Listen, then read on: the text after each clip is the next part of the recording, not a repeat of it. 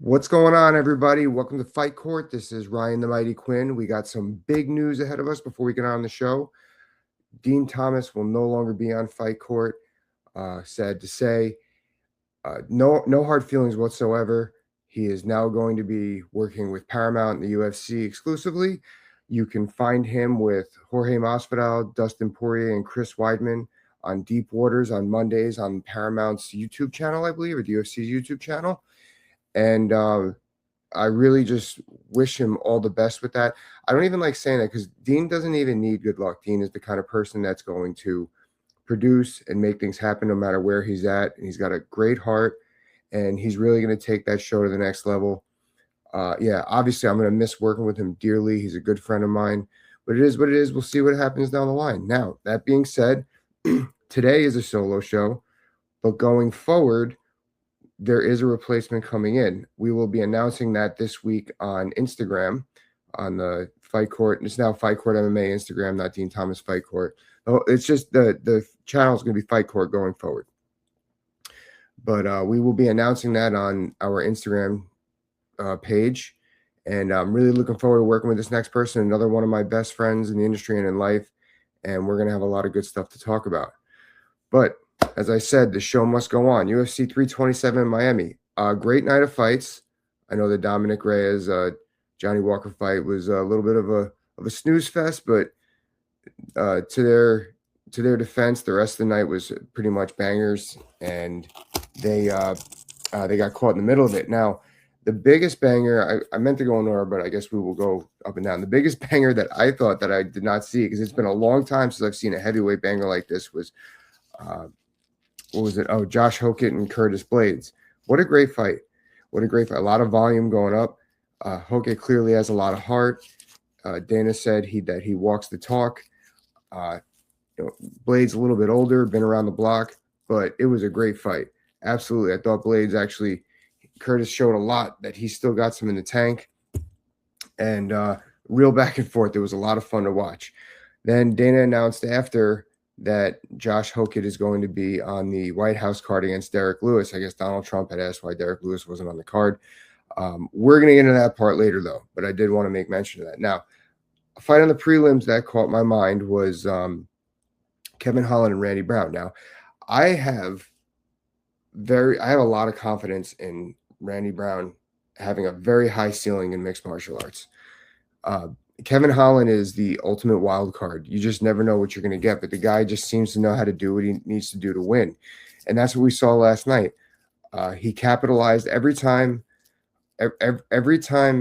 Randy made a mistake. Well, first he started because Kevin controlled the center, and that made Randy move himself out of position to make things happen and to be able to land some angles, but he wasn't able to do it because Kevin was just so smart and staying ahead of him with controlling the center. Now, every time Randy did something, whether it was a punch or even a shot, specifically a shot in round 2 with that Anaconda guillotine attempt, Kevin stuffed it. And not only did he stuff it, he scored after every exchange. Not enough to do significant crazy damage, but enough to win the exchange and get points on the judges' scorecards. And I guess you could say in Kevin Holland fashion, he knew he won the first 2 rounds. The second round, he kind of took off. The third round, he kind of took off. They were hugging against the cage, whatever. But, I mean, Kevin Holland, you never know what you're going to get, I guess. But I thought that was a pretty impressive win. Plus, it looked like he really fatigued Randy. I don't know if that's Randy just got tired in general or Kevin was just able to frustrate him enough. But Randy had significant fatigue going from rounds 2 through round 3. So that was good. Now, all right, going to the main card. Paulo Costa knocking out Azamat Murzakanov. I can never pronounce that name. I thought that I thought the fight was slowly rolling his way, to be honest with you. I wasn't watching it with the sound on as I do often. But I thought the fight was slowly rolling his direction. So what does that mean? Now, I was a little surprised with the lack of activity in round 1 from Paulo. I don't know if he was a little worried or with coming up, but it all kind of makes sense. So now Paulo looked good at light heavyweight. I thought he filled out great. However, I do wonder if he's still figuring out how to manage carrying that weight. Now, I'm talking like he lost. He didn't lose. He had a very nice head kick finish. It was almost like I don't want to say a phantom knockout, but it didn't look like it was that much. But maybe it was Azamati was really tagging on throughout the fight. Paulo had the range that he was capitalizing on. And I do wonder, though, against other light heavyweights that are a little bit more crisp, if Paulo is going to be able to keep up with them and not get fatigued in the later rounds, because he did look like he's having a little bit trouble carrying that extra weight or managing that extra weight, which is something that goes away. He'll learn to do. I know I had that. I fought at 170, then I went down to 155, and then I had another fight back up. I remember at 170, and that fight I felt a little weird at first, and I was like, oh, the thing is, I didn't properly keep the weight on and fight at 170. There's science to this. You can't just add plus 15 to your weigh-in, so to speak, and eat whatever you want, eat like shit. You got to carry the weight appropriately, because then your explosion suffers, your gas tank suffers, your horsepower suffers. I always had much more horsepower at 170 than I did at 155. And you just got to be able to stay on top of it. But like I said, world-class fighter. I think that he's going to figure that out going forward. It's going to be fun because, the light heavyweight division is not a lot going on there, as we're going to talk about in a little bit besides that main event. There's a big window of opportunity for Paulo. So I'm really interested to see what they do with him next. Now, okay. Cub Swanson. Now, Cub Swanson looked like vintage Cub Swanson, as Joe Rogan said. Really loved watching him fight. And I was texting with all our buddies after, man, everyone we watched going back in the day, they were all retiring. I remember when I was watching Cub's highlight reel when he was in the cage, it had me thinking of the WEC on Wednesday nights. This is going back 18 years now. And I was like, what? Or even, I think they even had some Tuesday and Thursday night fights. I don't know. I know they had Thursday night fights. Maybe they didn't have Tuesday night fights. But I remember just being, oh, man, this is great. We got fights on right now. Really good fights. For those of you who are newer to the sport, the WEC, they had some higher weight classes, but they were overall known for like the UFC of we'll say 155, 145 and down. And then 155 was a mix when the UFC took it in. We're going to talk about that again later too. So like the Dustin Poiriers, the Cub Swansons, they were all there. Actually, 170, Carlos Condit was over there too. 155, Donald Cerrone. But either way, they had some serious names over there before they got acquired by the UFC. And Cub Swanson was a mainstay, obviously Uriah Faber. And I mean, the guy, he holds wins over Dustin Poirier and Max Holloway. So he's clearly a stud. At 42, he looked phenomenal. And he's one of the people that the sport really owes because he's always brought it when it came to fight night. He was always in there, always banging, no matter how old, what the credentials are, or the experience of the other opponent. Dude's a stud. Happy for him. Now he's going to be a coach. He's going to be a fantastic coach. He's fought at the world-class level, like I said, for at least 18 years, closer to 20. And hats off to you, Cub Swanson. Thank you for the memories, my man. Thank you for the Wednesday night and Thursday night fights. So, okay. And now on to the main event. Jiri Prochazka versus Carlos Ulberg. Man, I got to eat some crow on this one. Last week we spoke about this. I thought this was Jiri's fight. And I thought he was going to be able to keep Carlos at range, even though for 5 rounds with his crazy kicks and his leg strikes. Not the case. Not the case. Carlos Ulberg is now UFC light heavyweight champion, and he has some devastating hands. That's for sure. So now let's talk about Carlos for a minute before I go into what I want to talk about with Jiri. So I thought the sky was the limit for this guy. I wasn't sure if he was going to get a title shot as soon as he did. I thought he deserved it, but I thought they were going to make him wait at least one more. I'm happy they didn't because he totally deserved it. So coming in the night, he's got probably the best boxing in the light heavyweight division. He's very fast, his hands are very quick for that size. And he's got great counter striking, as we saw with that left hook last night. That left hook was like a laser out of nowhere, just very impressive. Took Jiri's head off. Now, if I'm Jiri, I'm going to go back and watch that fight And I know that Jiri fights with low hands. That's part of his game. But he was getting in boxing range with those low hands. He wasn't throwing his kicks at the level that he usually did. Maybe his balance was a little off with Carlos, but that's ultimately a big mistake. Obviously, as we saw, a devastating mistake would happen there. If I was Jiri and I'm going to have that fight again in a month or so, I'm going to be throwing a lot more higher volume kicks, front kicks to try to keep Carlos on his heels, try to keep him from moving forward with leg kicks, just something.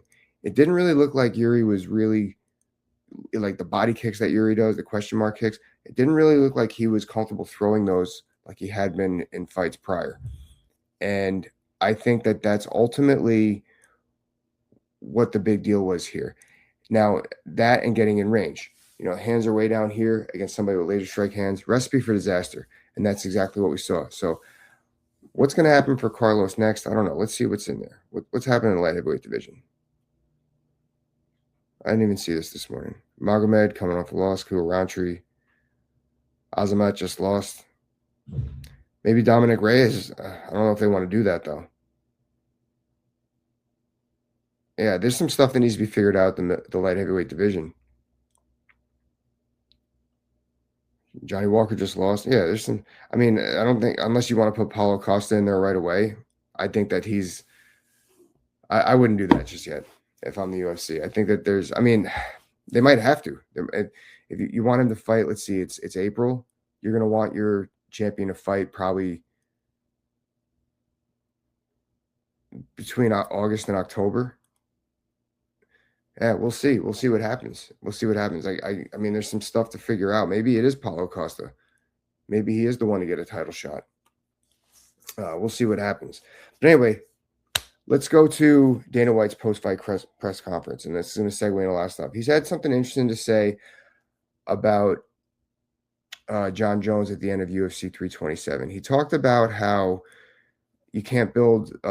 John was saying that, we're in discussions, we're in talks, and I was talking with Hunter Campbell, and Dana said, no, I'm not talking to him. He said, I told Lorenzo Fertitta, those of you who don't know, used to own the UFC with Dana White.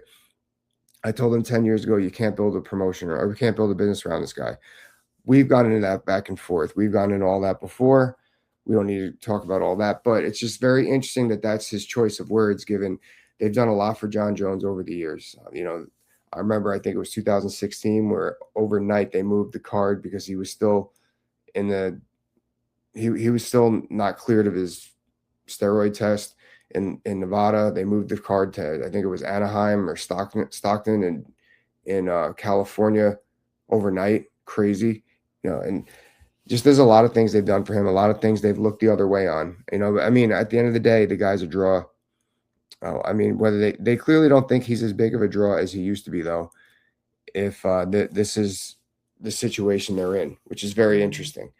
So that being said, let's go into what's drawing right now. So we talked earlier about how they put Josh Hokett and Derek Lewis on the UFC White House card. Now, Dean and I said on here when they announced the White House card, we said, this can't be it. They're definitely going to make changes to this card that are going to be very subtle, and they're going to be very discreet. They're not going to be big breaking news, because they just kind of want to upgrade the card slightly.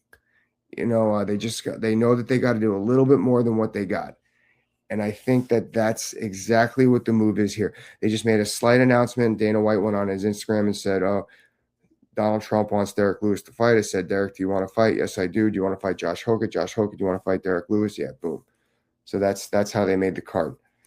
Not a bad card, not a bad fight.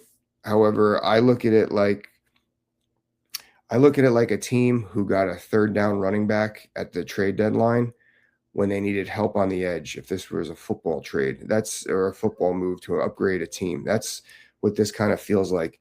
It's cool, but it's not necessary, this fight. You could use this elsewhere. And but whatever, like I said, changes were going to be made. And I do wonder if they're going to take another fight out and just slip that one in and put whatever that fight is on the next week's card, which they could do now. It's part of our conversation coming up. But what are we going to say here next? So you got that. I think they're still going to make one or two more changes to the UFC White House card before we go live, as they say. Now, talking about cards week after week, a lot of people come up to me. I don't know why this week. Not a lot. 3 people came up to me outside of MMA and they said, "Man, it's the cards are really oversaturated. Like they're having too many now." It's very apparent that that's what's going on. Obviously, it's going to be harder to have these super fight cards when you got 50 a year or 48 a year or whatever. And I think the UFC has like 1 month, December to January, where they do not have a card. And it's a little break in the action, which I think is totally necessary given the state of things. But it's very difficult to put these master cards together now because the schedule is so spread out. Yeah, they have more of a roster that helps a little bit, but not really, because you still that doesn't grow like this. It doesn't make the quality of fighters like this. That grows like this, up and down, less quality to more quality now. And it's very tough to keep up with. And I think that part of it is I remember I was saying for a while, like I posted last night on my Instagram, I remember UFC 84. This was considered a moderate card, and the card was BJ Penn versus Sean Shirk, Tito Ortiz versus Lyoto Machida, and Keith Jardine versus Vanderlei Silva. Totally stacked card. Totally stacked, especially today's standards. But back in the day, that was just an okay card. Although I was really pumped about the Sean Shirk BJ Penn fight myself. Now, what am I getting at here? Obviously, we have more cards. It's tough to make these. It's tougher to make these super fights, these super matchups on all the cards, because they got to fill so much throughout the calendar. But is it really?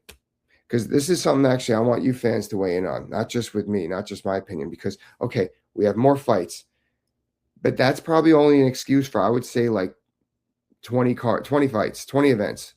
This is why. Because back in the day, around the time the fight that I just mentioned, the UFC only had weight classes in the men's division from 155, actually not even that up until like 2007, but 155, 170, 185 with lightweight, light heavyweight, and heavyweight. Nowadays, you have strawweight, bantamweight, featherweight, lightweight, and it's only the UFC lightweight. There's no WEC. Welterweight, middleweight, light heavyweight, heavyweight, women's strawweight, women's bantamweight. So they have quite the influx of championship belts to use now, as well as talent throughout the division. So it's really interesting. Clearly, something needs to change as far as how they're doing these matchups.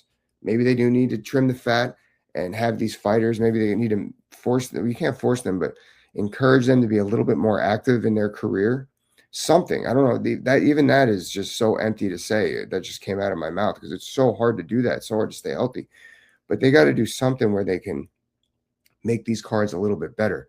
Just spreading the schedule thin is not an excuse anymore, because you have an influx of these weight classes plus the women's division. They can add a featherweight women's division, I guess. I mean, I know they felt that wasn't the way to go 2 years ago, but clearly they could use the help. All right.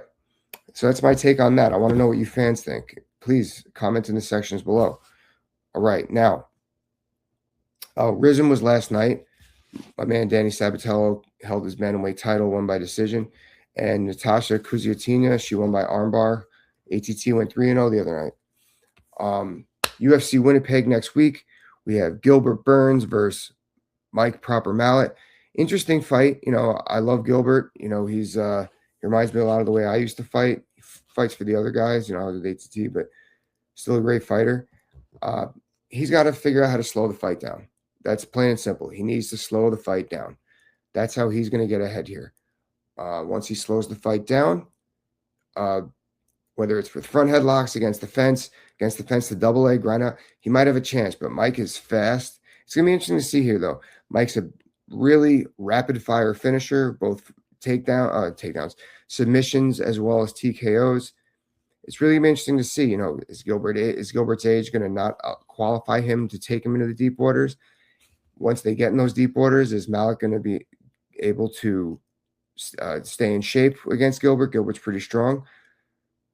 I guess it leans in Malik's favor. Overall, I'm not counting out the old dog in Gilbert Burns. The guy, he's got really great MMA wrestling. He's got fantastic jiu-jitsu. He's really strong on the ground. He knows how to move his head with his arms to get where he's got to be. Interesting to see. But anyway, that's what we got. Again, Dean will no longer be here. Replacement announced this week on Instagram. Please like, subscribe, and share. And let us know what you think. Talk to you later.